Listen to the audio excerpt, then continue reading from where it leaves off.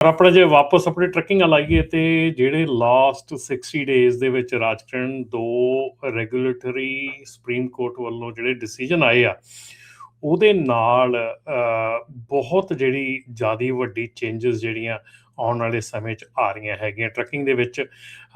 Fret brokers, custom brokers, freight forwarders, warehouse operators, ਇਹ ਸਾਰਿਆਂ ਦੇ ਉੱਤੇ ਕਾਫੀ ਜਿਹੜੀ ਆ ਆਉਣ ਵਾਲੇ ਸਮੇਂ ਦੇ ਵਿੱਚ ਜਿਹੜੀ ਆ ਪ੍ਰੋਬਲਮ ਜਿਹੜੀਆਂ ਖੜੀਆਂ ਹੋ ਰਹੀਆਂ। ਔਰ ਉਹਦੇ ਨਾਲ ਰਾਜਕਰਨ ਜਿਹੜੀਆਂ ਕੰਪਨੀਜ਼ ਆ, ਜਿਹੜੇ ਬ੍ਰੋਕਰਸ ਆ, ਇਹਨਾਂ ਨੂੰ ਇਹ ਕਿਹਾ ਜਾ ਰਿਹਾ ਕਿ ਨੋ ਲੋਂਗਰ ਵੀ ਇਸ ਚੀਜ਼ ਤੇ ਕੋਈ ਡਿਪੈਂਡ ਨਾ ਕਰੋ ਵੀ ਅਸੀਂ ਪੇਪਰਵਰਕ ਦੇਖਿਆ ਸੀਗਾ, ਅਸੀਂ ਐਵਰੀਥਿੰਗ ਪ੍ਰੋਪਰਲੀ ਕੀਤੀ ਸੀ।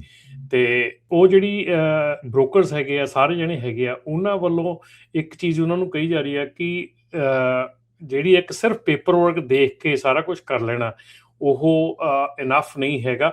They must prove their exercise reasonable care when selecting carrier and managing freight। ਪੂਰਾ ਡੀਟੇਲ ਉਹਨਾਂ ਨੂੰ ਹੁਣ ਜਿਹੜੀ ਚੀਜ਼ ਕਰਨੀ ਪੈਣੀ ਆ। ਉਹਦੇ ਨਾਲ ਕੀ ਹੋਣਾ ਕਿ ਐਕਸਪੈਕਟ ਜਿਹੜੇ ਬ੍ਰੋਕਰਸ ਆ, ਜਿਹੜੇ ਸਾਰੇ ਕਸਟਮ ਬ੍ਰੋਕਰਸ ਆ, ਫਰੇਟ ਫਾਰਵਰਡਰਸ ਆ, ਵੇਅਰ ਹਾਊਸ ਆਪਰੇਟਰਸ ਆ, ਇਹਨਾਂ ਸਾਰਿਆਂ ਵੱਲੋਂ ਜਿਹੜੀ ਆ ਹੋਰ ਜ਼ਿਆਦਾ ਡਿਊ ਡਿਲੀਜੈਂਸ ਕਰਨੀ ਪੈਣੀ ਆ, ਸਟਰੋਂਗਰ ਕੈਰੀਅਰ ਵੈਟਿੰਗ ਹੋਣੀ ਆ ਤੇ ਇਨਕਰੀਜ਼ਡ ਡਾਕੂਮੈਂਟੇਸ਼ਨ ਹੋਣੀ ਹੈ। ਸੋ ਇਹ ਜਿਹੜੇ 2 ਫੈਸਲੇ ਆਏ ਆ ਪਿਛਲੇ 60 ਦਿਨਾਂ ਦੇ ਵਿੱਚ, ਇਹਨਾਂ ਨੇ ਟੋਟਲੀ ਟਰੱਕਿੰਗ ਇੰਡਸਟਰੀ ਜਿਹੜੀ ਆ ਉਹ ਚੇਂਜ ਕਰ ਦੇਣੀ ਆ ਆਉਣ ਵਾਲੇ ਸਮੇਂ ਦੇ ਵਿੱਚ।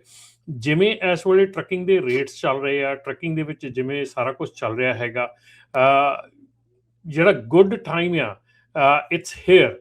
ਪਰ ਕੀ ਇਸ ਗੁੱਡ ਟਾਈਮ ਨੂੰ ਇੰਜੋਏ ਕਰਨ ਲਈ ਤੁਹਾਡੀ ਕੰਪਨੀ ਕੇਪੇਬਲ ਹੈਗੀ ਆ? ਤੁਹਾਡੀ ਕੰਪਨੀ ਜਿਹੜੀ ਆ ਉਹ ਇਸ ਕੰਮ ਨੂੰ ਕਰ ਸਕਦੀ ਆ?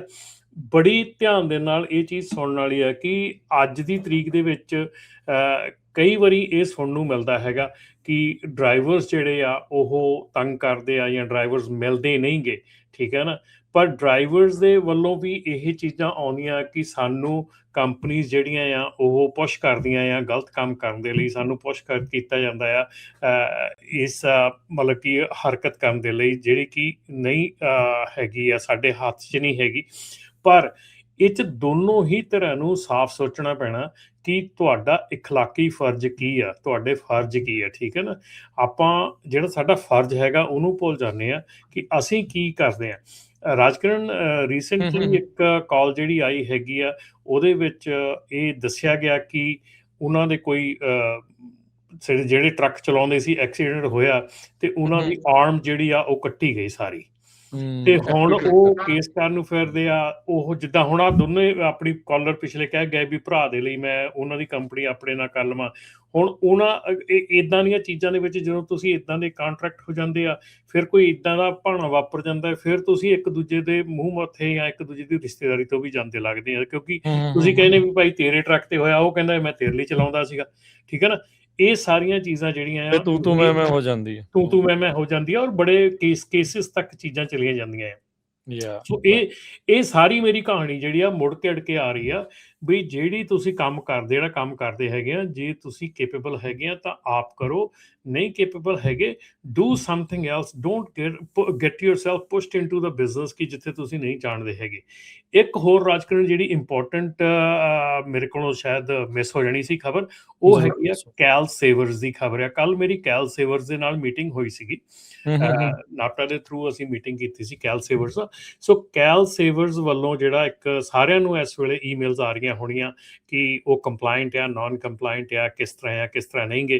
ਕੈਲ ਸੇਵਰਸ ਦਾ ਮਾਮਲਾ ਜਿਹੜਾ ਕੈਲੀਫੋਰਨੀਆ ਦੀ ਵਰਕਰਸ ਲਈ ਸੇਵਿੰਗ ਪਲਾਨ ਕੈਲੀਫੋਰਨੀਆ ਨੇ ਸ਼ੁਰੂ ਕੀਤੀ ਹੈ।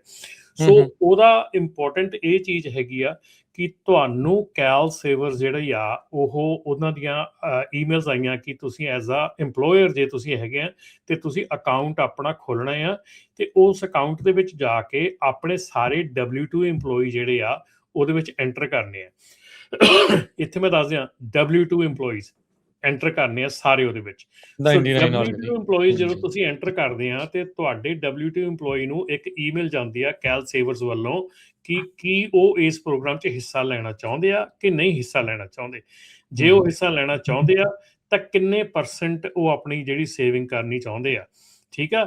ਜੇ ਮਿਨੀਮਮ ਜਿਹੜੀ ਹੈਗੀ ਆ ਜਿਹੜੀ ਬਾਈ ਡਿਫਾਲਟ ਹੈਗੀ ਆ ਉਹ 5% ਹੈਗੀ ਆ, ਤੇ 1% ਮਿਨੀਮਮ ਹੈਗੀ ਆ। ਜੇ ਤੁਸੀਂ ਇੰਪਲੋਈ ਚਾਹੁੰਦਾ ਕਿ ਮੈਂ 2% ਆਪਣੀ ਜਿਹੜੀ ਆ ਸੇਵਿੰਗ ਦੇ ਵਿੱਚ ਪਾਉਣਾ ਚਾਹੁੰਦਾ ਆ, ਤੇ ਤੁਹਾਨੂੰ ਉਹ ਜਿਹੜੀ ਈਮੇਲ ਵਾਪਸ ਆਉਂਦੀ ਆ, ਤੁਹਾਨੂੰ ਉਹਦਾ ਪਤਾ ਲੱਗਦਾ ਕਿ ਦਾ ਇੰਪਲੋਈ ਨੇ 2% ਕਿਹਾ, ਤੁਸੀਂ ਉਹ 2% ਉਹਦੇ ਚੈੱਕ ਦੇ ਵਿੱਚੋਂ ਡਿਡਕਸ਼ਨ ਕਰਕੇ ਉਹ 2% ਦਾ ਚੈੱਕ ਤੁਸੀਂ ਸਟੇਟ ਨੂੰ ਭੇਜਣਾ ਹੈਗਾ।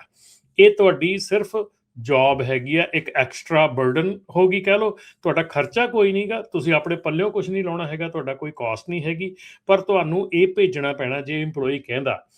ਜੇ ਇੰਪਲੋਈ ਤੁਹਾਡਾ ਜਿਹੜਾ ਆ ਉਹ 30 ਡੇਜ਼ ਦੇ ਵਿੱਚ ਤੁਹਾਨੂੰ ਜਵਾਬ ਨਹੀਂ ਦਿੰਦਾ, ਮੰਨ ਲਓ ਕਿ ਤੁਹਾਨੂੰ 30 ਡੇਜ਼ ਉਹ ਲੈਂਦਾ ਆ, ਤੁਹਾਡਾ ਜਵਾਬ ਨਹੀਂ ਦਿੰਦਾ ਵਾਪਸ, ਉਹ ਹਾਂ ਨਾ ਨਹੀਂ ਕਰਦਾ, ਠੀਕ ਆ, ਉੱਥੇ ਇੰਪਲੋਈ ਨਾ ਵੀ ਕਰ ਸਕਦਾ, ਆਪਟ ਆਊਟ ਕਰ ਸਕਦਾ ਕਿ ਮੈਂ ਨਹੀਂ, ਜ਼ੀਰੋ ਸੇਵਿੰਗ ਕਰਨੀ, ਮੈਂ ਕੁਛ ਨਹੀਂ ਕਰਨੀ, ਆਪਣਾ ਉਹ ਚੈੱਕ ਕਰਕੇ ਤੁਹਾਨੂੰ ਵਾਪਸ ਭੇਜ ਦੇ, ਤੁਸੀਂ ਬੰਨੇ ਹੋ ਗਏ, ਤੁਸੀਂ ਠੀਕ ਹੋ ਗਏ। ਪਰ ਜੇ ਇੰਪਲੋਈ ਉਹ ਨਹੀਂ ਕਰਦਾ ਹੈਗਾ, ਤੇ ਇੰਪਲੋਈ ਦੀ ਆਟੋਮੈਟਿਕਲੀ 5% ਡਿਡਕਸ਼ਨ ਜਿਹੜੀ ਆ ਚੈੱਕ ਦੇ ਵਿੱਚੋਂ ਤੁਹਾਨੂੰ ਸ਼ੁਰੂ ਕਰਨੀ ਪੈਣੀ ਆ, ਤੇ ਉਹ ਪੈਸੇ 5% ਡਿਡਕਸ਼ਨ ਕਰਕੇ ਤੁਹਾਨੂੰ ਸਟੇਟ ਨੂੰ ਵਾਪਸ ਭੇਜਣੇ ਪੈਣੇ ਆ। ਜੇ ਤੁਸੀਂ ਉਹ ਚੀਜ਼ ਨਹੀਂ ਕਰ ਰਹੇ ਹੈਗੇ, ਤੁਹਾਡੇ ਇੰਪਲੋਈ ਨੇ ਮਨਾ ਵੀ ਨਹੀਂ ਕੀਤਾ, ਹਾਂ ਵੀ ਨਹੀਂ ਕੀਤਾ, ਨਾ ਵੀ ਨਹੀਂ ਕੀਤਾ, ਤੁਹਾਨੂੰ ਕੋਈ ਈਮੇਲ ਨਹੀਂ ਆਈ, ਤੁਸੀਂ ਨਹੀਂ ਕਰਦੇ, ਤੁਹਾਡਾ ਆਟੋਮੈਟਿਕ ਡਿਡਕਸ਼ਨ ਸ਼ੁਰੂ ਹੋ ਗਈ, ਤੁਸੀਂ ਨਹੀਂ ਜਮ੍ਹਾਂ ਕਰਾਈ, $250 ਸਟਾਰਟਿੰਗ ਜੁਰਮਾਨਾ ਹੈਗਾ ਪਰ ਇੰਪਲੋਈ ਦਾ। ਸੋ $250 ਪਰ ਇੰਪਲੋਈ ਦਾ ਜੁਰਮਾਨਾ ਆ ਜੇ ਤੁਸੀਂ ਉਹ ਡਿਡਕਸ਼ਨ ਕੱਟ ਕੇ ਨਹੀਂ ਭੇਜਦੇ ਹੈਗੇ ਸਟੇਟ ਨੂੰ। ਸੋ ਇਹ ਸਾਰਾ ਜਿਹੜਾ ਮਸਲਾ ਹੈਗਾ ਇਹ ਕੈਲ ਸੇਵਰਸ ਦਾ ਹੁਣ ਸ਼ੁਰੂ ਹੋ ਚੁੱਕਾ ਆ, ਔਰ ਕੈਲ ਸੇਵਰਸ ਵੱਲੋਂ ਜਿਹੜੀਆਂ ਬਾਰ-ਬਾਰ ਈਮੇਲਸ ਆ ਰਹੀਆਂ ਆ ਤੁਹਾਨੂੰ ਕਿ ਤੁਸੀਂ ਨਾਨ ਕੰਪਲਾਇੰਟ ਹੈਗੇ ਆ, ਸੋ ਉਹਦੇ ਲਈ ਤੁਹਾਨੂੰ ਉਹਦੀ ਕਾਰਵਾਈ ਕਰਨੀ ਚਾਹੀਦੀ ਆ। ਔਰ ਇਹਦੇ ਲਈ ਜਿਹੜਾ ਆ, ਜੇ ਤੁਹਾਡਾ ਇੰਪਲੋਈ ਜਿਹੜਾ ਆ, ਕਈ ਵਾਰੀ ਫਰਸਟ੍ਰੇਸ਼ਨ ਬਹੁਤ ਹੈ, ਕੋਈ ਸੁਣੀ ਦੀ ਹੈ ਕਿ ਇੰਪਲੋਈ ਨਹੀਂ ਈਮੇਲ ਪੜ੍ਹਦੇ ਜਾਂ ਨਹੀਂ ਜਵਾਬ ਦਿੰਦੇ, ਤੇ ਇੱਕ ਨੰਬਰ ਹੈਗਾ 855-650-6918 ਨੰਬਰ ਮੈਂ ਫਿਰ ਦੱਸ ਦਿਆਂ, 855-650-6918। ਇਹ ਜਿਹੜਾ ਨੰਬਰ ਹੈਗਾ ਤੁਸੀਂ ਇੰਪਲੋਈ ਨੂੰ ਦੇ ਸਕਦੇ ਆ, ਉਹ ਇਸ ਨੰਬਰ ਤੇ ਕਾਲ ਕਰਕੇ ਆਪਣਾ ਆਪਟ ਆਊਟ ਜਿਹੜਾ ਕਰ ਸਕਦੇ ਆ। ਉੱਥੇ ਆਪਣੇ ਆਪ ਨੂੰ ਉਹ ਸਿਸਟਮ 'ਚ ਮਤਲਬ ਕਿ ਤੁਸੀਂ ਆਪਟ ਆਊਟ ਕਰ ਸਕਦੇ ਕਿ ਮੈਂ ਹਿੱਸਾ ਨਹੀਂ ਲੈਣਾ ਜਾਂ ਹਿੱਸਾ ਲੈਣਾ ਹੈ। ਸੋ ਇਹ ਨੰਬਰ ਦੇ ਉੱਤੇ ਕਾਲ ਕਰਕੇ ਤੁਸੀਂ ਆਪਣਾ ਜਿਹੜਾ ਆ ਉਹ ਚੀਜ਼ ਉਹਨਾਂ ਨੂੰ ਸਟੇਟ ਨੂੰ ਦੱਸ ਸਕਦੇ ਹੈਗੇ ਆ, so that you can get ਅਵੇ ਫਰੋਮ ਪੈਨਲਟੀਜ਼। ਅਦਰਵਾਈਜ਼ ਵੈਸੇ ਕੋਈ ਖਰਚਾ ਨਹੀਂ ਹੈਗਾ ਤੁਹਾਡਾ, ਪਰ ਜੇ ਤੁਸੀਂ ਨਹੀਂ ਕਰਦੇ ਫਿਰ ਪੈਨਲਟੀਜ਼ ਹੈਗੀਆਂ ਜੀ।